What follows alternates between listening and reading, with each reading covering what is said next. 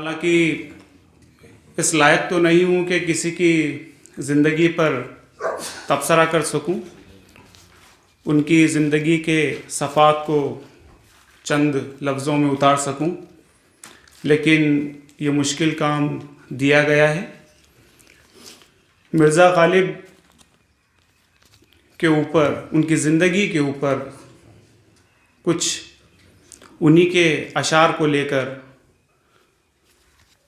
आपके सामने उनकी ज़िंदगी के हालात, उनकी शायरी की ज़बान है। और भी दुनिया में सुखनवर बहुत अच्छे कहते हैं कि गालिब का है अंदाज़ बयां। और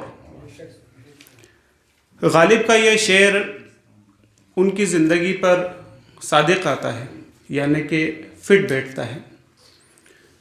उर्दू अदब में देखा जाए तो कई सैकड़ों शायर हुए हैं, लेकिन जो अंदाज़ बयान गालिब ने इख्तियार किया, जिस तरह की शायरी गालिब ने करी, उर्दू अदब में उस तरह की शायरी देखने को कम ही मिलती है।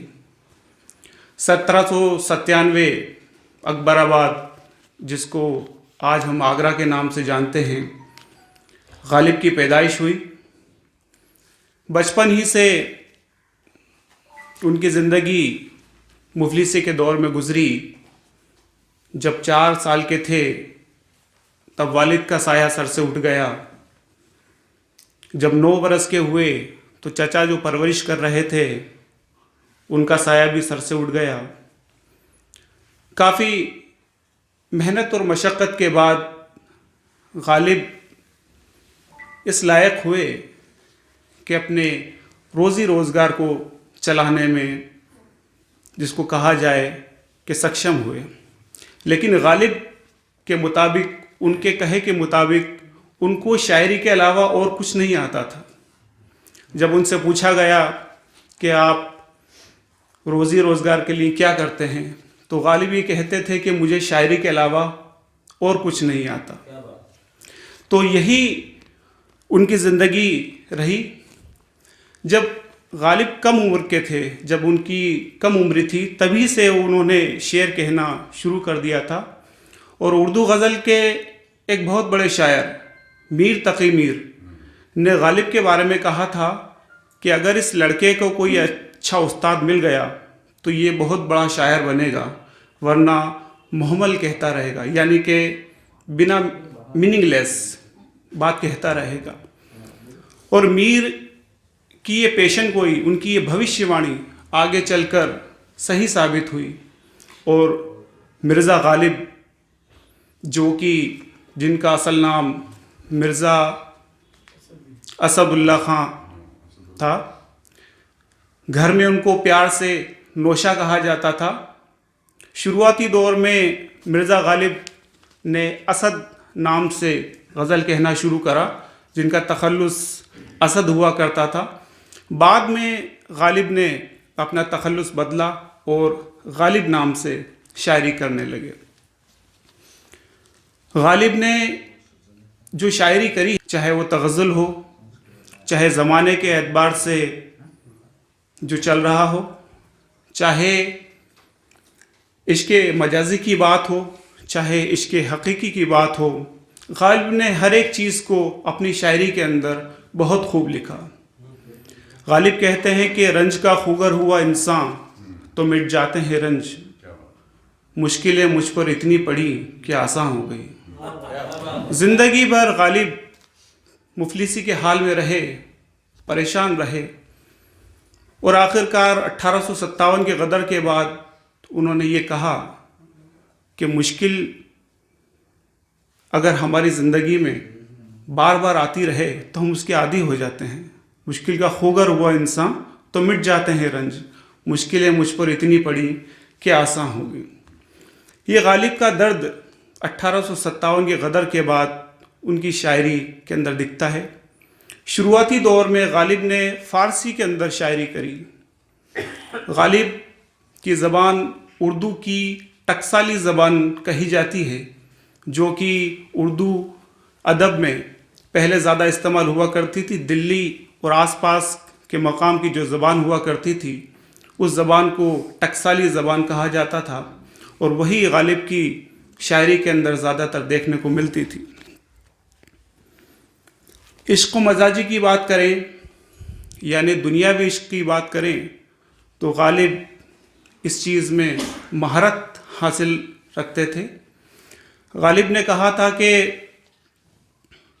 یہ پیری چہرہ لوگ کیسے ہیں، غمز و اشو ادا کیا ہے، شکنے زلف زمزو کیوں ہے، نقطۂ چشم سرمرا کیا ہے، سبز و گل کیا ہیں، سبز و گل کہاں سے آتے ہیں، ابر کیا چیز ہے، ہوا کیا ہے۔ غالب کا یہ انداز ان کے اوپر خوب جچتا تھا، یا کہا جائے کہ غالب کی زندگی ان کی شاعری پر غالب تھی، کیونکہ غالب لفظ کے معنی ہی چھا جانے کے ہوتے ہیں۔ غالب لفظ کا مطلب ہوتا ہے سپیریئر، بڑا یا چھا جانا کسی پر۔ غالب کی زندگی ان کے اوپر پوری طرح سے چھائی ہوئی تھی۔ غالب کے عہد میں، غالب کے زمانے میں ان کے جو کنٹمپریری شاعر تھے، مرزا ذوق اور مومن خاں مومن، جو کہ اردو ادب میں ایک اپنا اعلیٰ مقام رکھتے ہیں۔ بہادر شاہ ظفر اس وقت ہندوستان کے بادشاہ ہوا کرتے تھے، مغل بادشاہ ہوا کرتے تھے، اور ذوق ان کے دربار میں بہادر شاہ ظفر کے استاد ہوا کرتے تھے۔ تو قصہ ایک یوں ہے کہ جب ذوق کی سواری بازار سے جا رہی تھی تو غالب کیونکہ شوق مزاج تھے، ظفر کو یہ بات کہی۔ ظفر صاحب نے غالب کو دربار میں طلب کیا اور پوچھا کہ بھئی ہمارے استاد کے لیے آپ نے اس طرح کا جملہ کیسے کہہ دیا، کیونکہ غالب کافی حاضر جواب تھے۔ انہوں نے کہا صاحب یہ تو میری غزل کا ایک مصرع ہے، میں تو غزل سنا رہا تھا۔ تو بادشاہ نے کہا لاؤ سنا دو پوری غزل۔ تو اسی وقت غالب نے کہا کہ ہر ایک بات پہ کہتے ہو تم کہ تو کیا ہے، تم ہی کہو یہ انداز گفتگو کیا ہے، رگوں میں دوڑتے پھرنے کے ہم نہیں قائل، جو آنکھ ہی سے نہ ٹپکا تو پھر لہو کیا ہے، بنا ہے شاہ کا مصاحب پھر ہے اتراتا، وگرنہ شہر میں غالب کی آبرو کیا ہے۔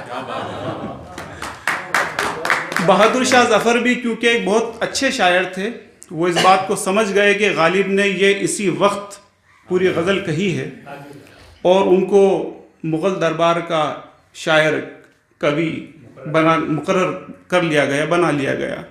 بہرحال غالب کی پوری زندگی اسی طرح سے نکلی۔ وہ وقت بھی آیا جب غالب کو ماہانہ ملنے والا جو وظیفہ تھا، جو پینشن تھی، وہ بند کر دی گئی۔ تو غالب نے یہ شعر کہا کہ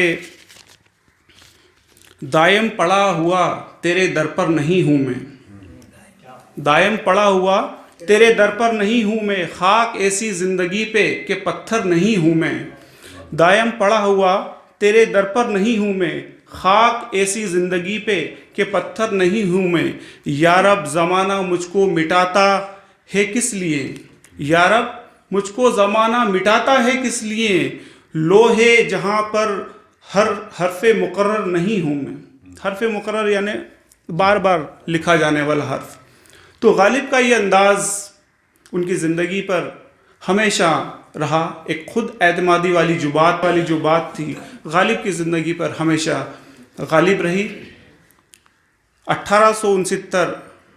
15 فروری 1869 کو علم و ادب کے اس سپاہی نے دلی کے اندر اپنی آخری سانس لی۔